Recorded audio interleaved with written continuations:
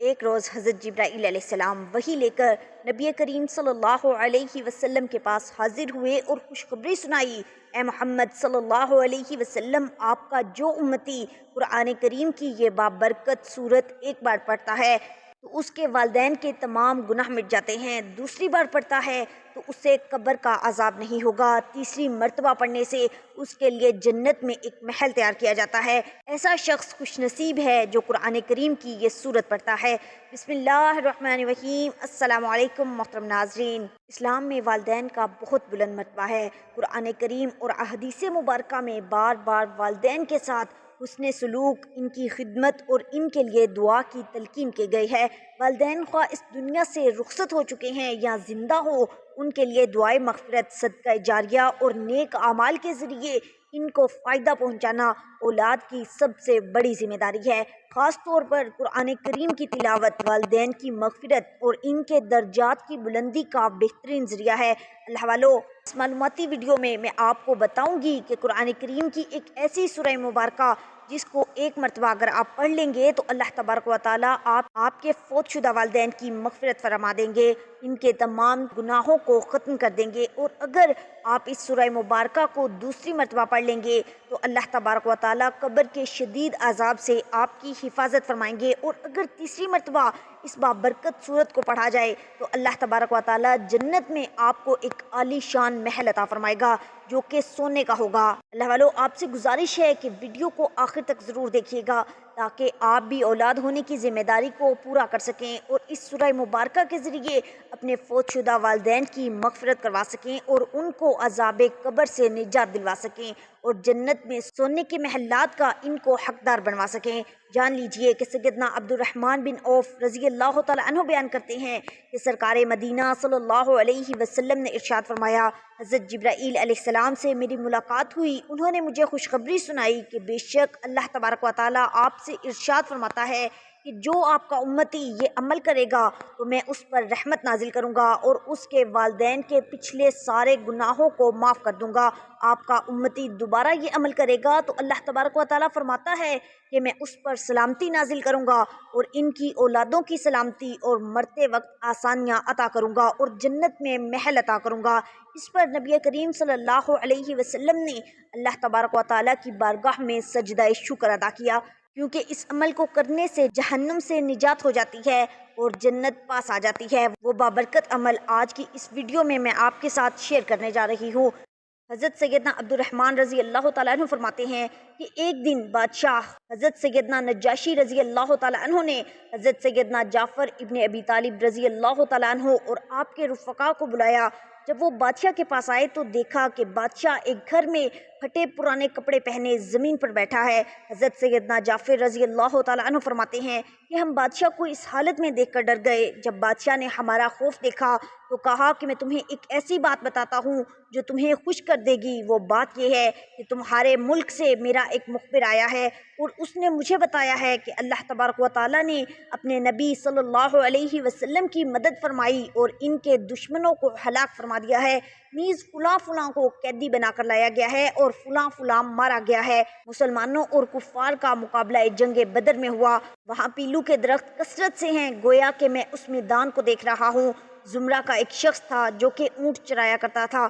حضرت سیدنا جعفر رضی اللہ تعالیٰ عنہ نے ان سے پوچھا کہ کیا وجہ ہے کہ آپ بغیر چٹائی کے زمین پر بیٹھے ہیں اور وہ سیدھا کپڑے پہن رکھے ہیں؟ تو انہوں نے بتایا کہ اللہ تبارک و تعالیٰ نے حضور نبی کریم صلی اللہ علیہ وسلم پر جو کلام نازل کیا اس میں یہ بھی تھا کہ ان پر اللہ کے بندوں کا حق ہے کہ جب اللہ تبارک و تعالیٰ انہیں کوئی نعمت عطا فرمائے تو وہ اس کے لیے عاجزی اختیار کریں، کیونکہ اللہ تبارک و تعالیٰ نے اپنے پیارے حبیب نبی کریم صلی اللہ علیہ وسلم کی صورت مجھے نعمت عطا فرمائی ہے، اسی لیے میں نے اس کے لیے عاجزی اختیار کی۔ حضرت سیدنا عبد الرحمن حضرت عبداللہ ابن عوف رضی اللہ تعالیٰ عنہ بیان کرتے ہیں کہ رسول کریم صلی اللہ علیہ وسلم کی بارگاہ رسالت میں ایک مرتبہ ایک شخص حاضر ہوا اور عرض کرنے لگا کہ یا رسول اللہ صلی اللہ علیہ وسلم، ایک نوجوان پر سکرات موت کی حالت ہے، اس کو کلمہ پڑھنے کے لیے کہا جاتا ہے لیکن اس کی زبان نہیں چلتی۔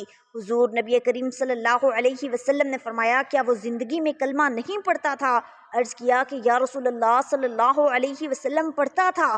آپ صلی اللہ علیہ وسلم نے فرمایا، کہ اگر زندگی میں پڑتا تھا تو پھر موت کے وقت کس چیز نے اسے روک دیا ہے۔ اتنا فرما کر اللہ تبارک و تعالیٰ کے پیارے رسول حضور نبی کریم صلی اللہ علیہ وسلم اٹھ کھڑے ہوئے۔ اب سب حضور نبی پاک صلی اللہ علیہ وسلم کے ہمراہ چل پڑے۔ حضور نبی کریم صلی اللہ علیہ وسلم اس نوجوان کے مکان پر تشریف لے آئے اور فرمایا، اے لڑکے کہو لا الہ الا اللہ۔ لڑکے نے عرض کیا کہ یا رسول اللہ صلی اللہ علیہ وسلم زبان نہیں چلتی۔ حضور نبی کریم صلی اللہ علیہ وسلم نے فرمایا کہ کیا بات ہے؟ عرض کیا کہ یا رسول اللہ صلی اللہ علیہ وسلم ماں کی نافرمانی کے باعث۔ حضور اقدس صلی اللہ علیہ وسلم نے پوچھا کہ تیری ماں زندہ ہے؟ تو اس نے کہا ہاں۔ گویا حضور نبی کریم صلی اللہ علیہ وسلم نے اس کی والدہ کو بلایا اور فرمایا کہ کیا یہ تیرا لڑکا ہے؟ بڑھیا نے عرض کی کہ ہاں یا رسول اللہ صلی اللہ علیہ وسلم۔ حضور نبی کریم صلی اللہ علیہ وسلم نے فرمایا کہ اگر آگ کا دہکتا ہوا آلہ ہو اور تم سے کہا جائے کہ لڑکے کو معاف کر دو ورنہ تیرے سامنے اس آگ میں تیرے لڑکے کو ڈال کر جلا دیا جائے گا، تو بتاؤ تم کیا کرو گی؟ بوڑھی عورت نے عرض کیا کہ یا رسول اللہ صلی اللہ علیہ وسلم میں اپنے اس لڑکے کو کبھی بھی معاف نہیں کروں گی، کیونکہ اس نے زندگی بھر میرا بہت دل دکھایا اور مجھے خون کے آنسو رلایا ہے۔ بوڑھی عورت کے یہ الفاظ سن کر حضور نبی کریم صلی اللہ علیہ وسلم نے صحابہ کرام رضوان اللہ علیہم اجمعین کو حکم دیا کہ ٹھیک ہے، پھر اس بڑھیا کے لڑکے کو جلانے کے لیے لکڑی اور آگ کا بندوبست کرو۔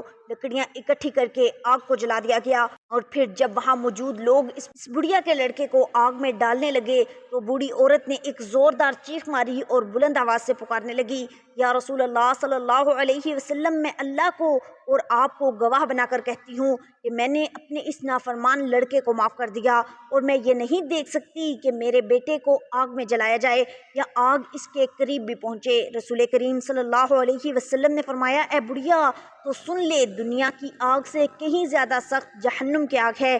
کیا اپنے لڑکے کو جہنم کی بھڑکتی ہوئی آگ اور اس کے دہکتے ہوئے انگاروں پر چلنا پسند کرے گی؟ بوڑھی عورت کی ممتا جوش میں آ گئی، عرض کرنے لگی، یا رسول اللہ صلی اللہ علیہ وسلم، میں اللہ اور اس کے رسول کو گواہ بنا کر کہتی ہوں کہ میں نے اپنے لختے جگر نور نظر کو معاف کر دیا ہے اور اس سے راضی ہو گئی ہوں۔ سرکار مدینہ صلی اللہ علیہ وسلم نے اس نوجوان سے کلمہ پڑھنے کو فرمایا تو فوراً اس کی زبان کھل گئی اور اس نے پورا کلمہ طیبہ پڑھ لیا۔ رسول کریم صلی اللہ علیہ وسلم نے فرمایا کہ اللہ تبارک و تعالیٰ کا فضل و کرم ہے کہ میری وجہ سے یہ لڑکا جہنم کے دردناک عذاب سے بچ گیا۔ سبحان اللہ۔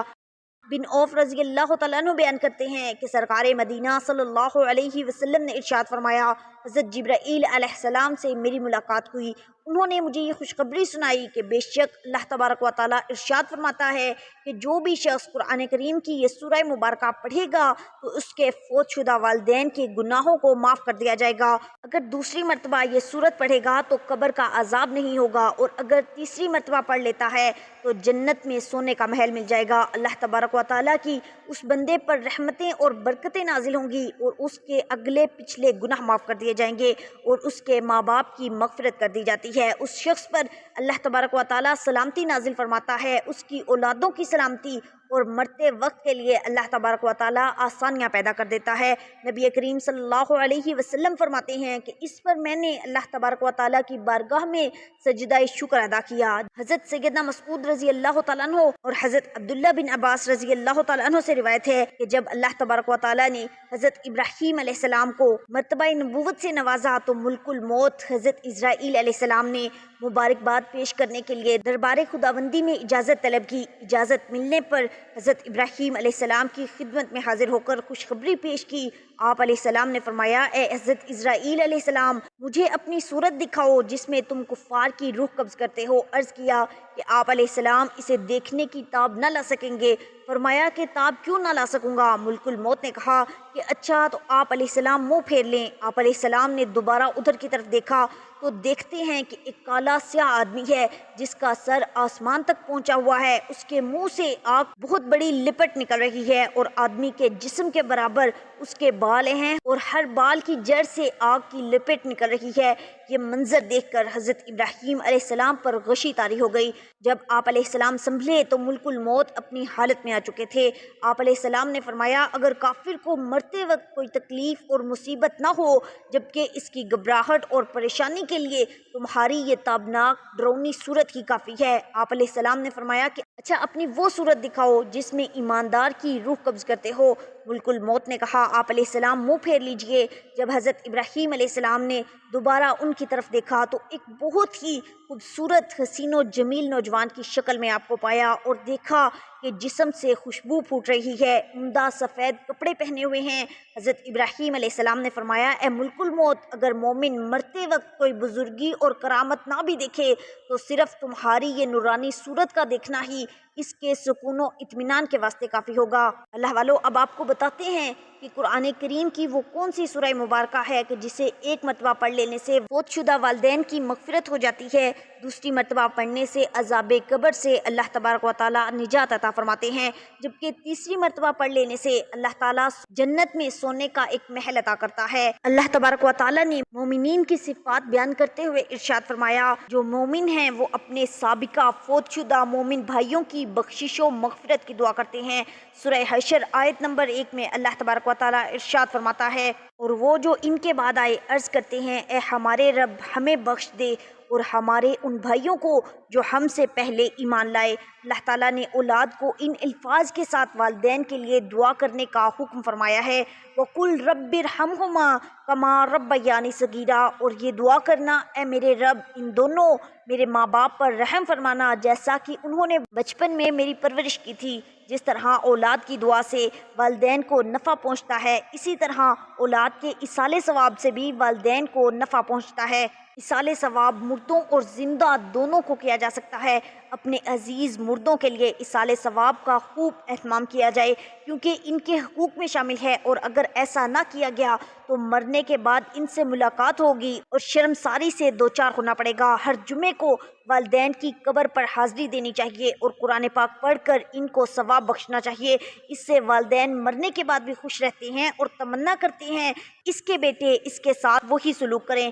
قبرستان جا کر تمام قبرستان والوں کے لیے دعا کیجیے کیونکہ وہ بھی اس سے خوش ہوتے ہیں اور آنے والے کی ماں یا باپ یا جو بھی رشتہ دار فوت ہو چکا ہے اسے خوشخبری سناتے ہیں کہ تمہارا بیٹا یا تمہارے رشتہ دار آ گیا ہے، اور قبرستان جانے والے دعائیں مغفرت کرنے والے کا شکریہ ادا کرتے ہیں اس لیے کہ ان کو دعا کے باعث فائدہ پہنچتا ہے جس کے عوض وہ شکریہ ادا کرتے ہیں۔ جو لوگ صدقہ، دعا، درود اور قرآن کریم کی تلاوت کا ثواب بخشتے ہیں قبرستان والے اس کی برکات سمیٹتے ہیں، اور اگر کوئی ان مردوں کو ثواب بخشتا ہے تو قبروں میں پریشان حال اور مغموم ہوتے ہیں جو لوگ ان کی غمی خوشی میں تبدیل ہو جاتی ہے۔ اللہ والوں میں آپ کو جو صورت بتانے لگی ہوں اسے آپ کسی بھی وقت پڑھ سکتے ہیں، وقت کی کوئی پابندی نہیں، نہ ہی کوئی جگہ کی قید ہے۔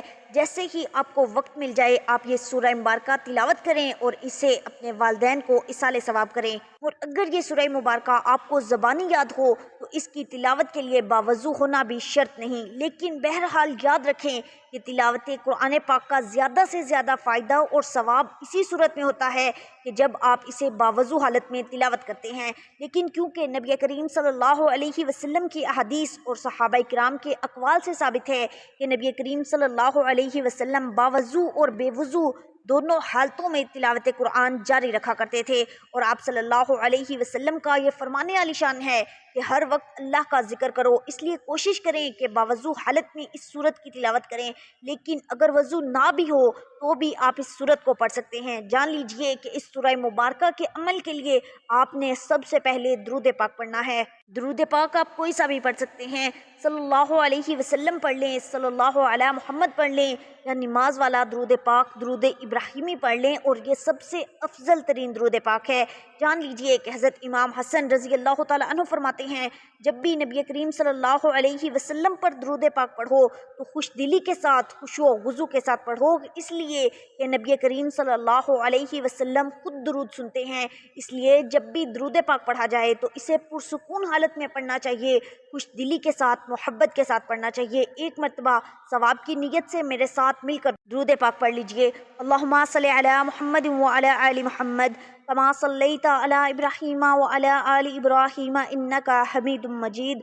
अल्लाहुम्मा बारिक अला मुहम्मद व अला आलि मुहम्मद कमा बारकता अला इब्राहीम व अला आलि इब्राहीम इन्नका हमीदुम मजीद। अल्लाह वालों, दुरूद पाक पढ़ लेने के बाद आपने ये कलिमात पढ़ने हैं। अल्लाहुम्मा ग़फ़िरली वली वालिदैया वलिल मुअमिनीना वल मुअमिनाति वल मुस्लिमीना वल मुस्लिमात वल अहयाई वल अमवात। अल्लाहुम्मा ग़फ़िरली वली वालिदैया वलिल मुअमिनीना वल मुअमिनाति वल मुस्लिमीना वल मुस्लिमात वल अहयाई वल अमवात। अल्लाहुम्मा ग़फ़िरली वली वालिदैया वलिल मुअमिनीना वल मुअमिनाति वल मुस्लिमीना वल मुस्लिमात वल अहयाई वल अमवात। अल्लाह वालों, दुरूद पाक पढ़ने के बाद आपने ये कलिमात 11 मरतबा पढ़ लेने हैं।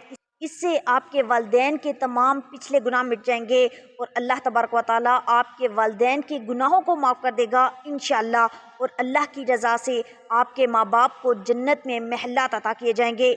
ये बाबरकत कलिमात 11 मरतबा पढ़ने के बाद आपने 11 मरतबा पहला कलमा ला इलाहा इल्लल्लाहु मुहम्मदुर रसूलुल्लाह सल्लल्लाहु अलैहि वसल्लम पढ़ना है। हज़रत अबू दरदा रज़ी अल्लाह तआला अन्हु बयान फरमाते हैं कि मैंने नबी करीम सल्लल्लाहु अलैहि वसल्लम को ये फरमाते हुए सुना कि जो शख्स मोमिन मर्द और मोमिन औरतों के लिए हर रोज़ 27 या 25 मरतबा मग़फ़िरत तलब करता है तो वो उन लोगों में से हो जाता है कि जिनकी दुआ कबूल की जाती है और जिनकी बरकत से ज़मीन वालों को रिज़्क़ अता किया जाता है। दुरूद पाक पढ़ने के बाद ये कलिमात जो आपको बताए गए हैं इनको 11 मरतबा पढ़ लेने के बाद आपने पहला कलमा 11 मरतबा पढ़ना है। इसके बाद आपने कुरान करीम की ये मुबारक सूरत पढ़नी है। वो सूरत सूरह यासीन है। आपने सूरह यासीन की तिलावत करनी है।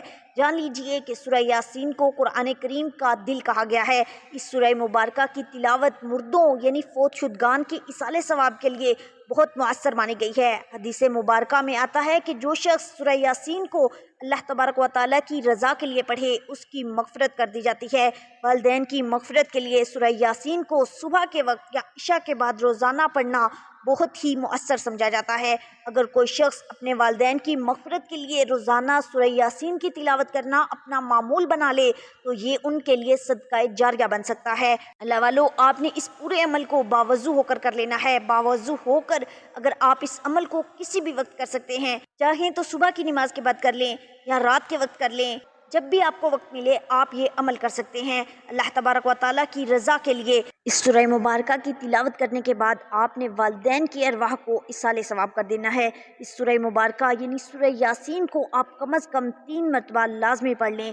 अगर आप एक ही वक्त में इस सूरत को 3 मरतबा नहीं पढ़ सकते तो फिर आप मुख्तलिफ पहलुओं में इस अमल को कर सकते हैं। यानी आप जब चाहें एक मरतबा सुबह के वक्त दुरूद पाक पढ़कर 11 मरतबा जो आपको कलिमात बताए हैं वो पढ़ लें, 11 मरतबा पहला कलमा पढ़ लें और फिर इसके बाद 1 मरतबा सूरह यासीन की तिलावत कर लें। इसी तरह आप इस अमल को दिन में 3 मरतबा पढ़ लें। इस तरह से आपकी 3 मरतबा सूरह यासीन मुकम्मल हो जाएगी। जान लीजिए कि कुरान करीम की तिलावत वालिदैन के लिए बेहतरीन तोहफ़ा है।